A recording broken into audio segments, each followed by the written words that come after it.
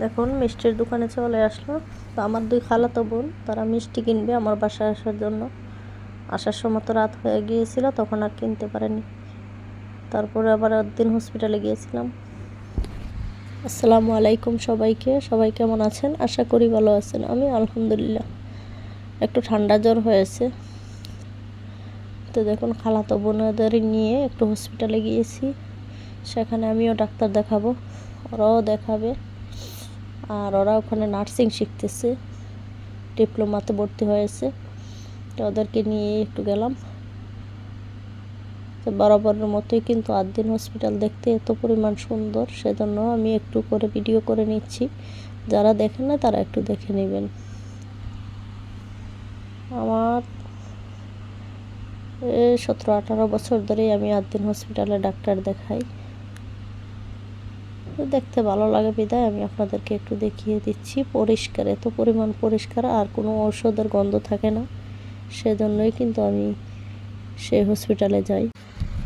আর আমার মাসের মধ্যেই তো 2বার যাওয়া হয়, 2-3বার যাওয়া হয় হসপিটালে। এত পরিমাণ অসুস্থ হই বুঝি না কী জন্য, প্রায় অসুস্থ লেগেই থাকে প্রতিদিনই। সবাই আমার জন্য একটু দোয়া করে দিবেন। তখন হসপিটালে ডাক্তার দেখানোর পরে এখন বাসায় চলে আসবো। ওরা বলতেছিল যে আপু চলো একটু মিষ্টির দোকানে যাই, সেখান থেকে কিছু নিয়ে আসবো। আমি মানা করতেছিলাম, তারপর ওরা জোর করে নিয়ে গেল। তো সেখান থেকে মিষ্টিগুলো মনে হচ্ছিল যে বাসি, শুকনো শুকনো লাগতেছিল একদম। অনেকগুলো দোকান দেখার পরে বনফুল থেকে ওরা নিয়ে আসছে এইগুলো।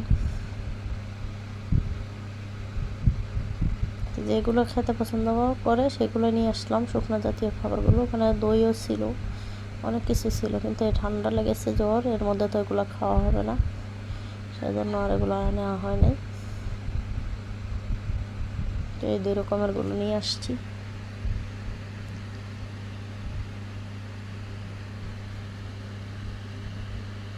ওখানে মাপ দিতেছিল বাচ্চাটা। আমি আবার বলছি ভালো করে মাপ দিস, কারণ এখন তো পার্লার মধ্যে অনেক ঝামেলা থাকে, ডিজিটাল। ছেলেটা বলতেছিল আন্টি আপনি দেখেন। আমাদের মিষ্টি নেওয়া হয়ে গেছে, আমরা চলে আসবো, বের হয়ে গেছি। তারপরে এখন বোন বলতেছে চলো, ঠান্ডা লাগছে, কিছু হবে না, একদিনে আমরা 4 জনে 4টা আইসক্রিম খেয়ে নিই। পরে 4 বোনে 4 জনে 4টা আইসক্রিম খাইতেছি। খাওয়া দাওয়া শেষ করে বাসায় এসে একটু রান্নাবান্না শুরু করে দিচ্ছি। পুরো ভিডিও করতে পারিনি, তো বোনরাই আমাকে একটু হেল্প করেছিল। এই যে খালাতো বোন, কিন্তু আপন বোনের চেয়েও কিন্তু ওরাও অনেক আদর করে আমাকে। তো বলতেছিল আপু তোমার শরীর ভালো না, তো আমি রান্না করি।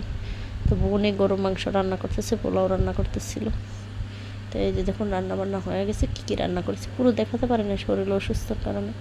তো যা যা রান্না হয়েছে সেগুলোই, মুরগির কোরমা রান্না করেছিলাম, গরুর মাংস, পোলাও, বেগুন, মাছ,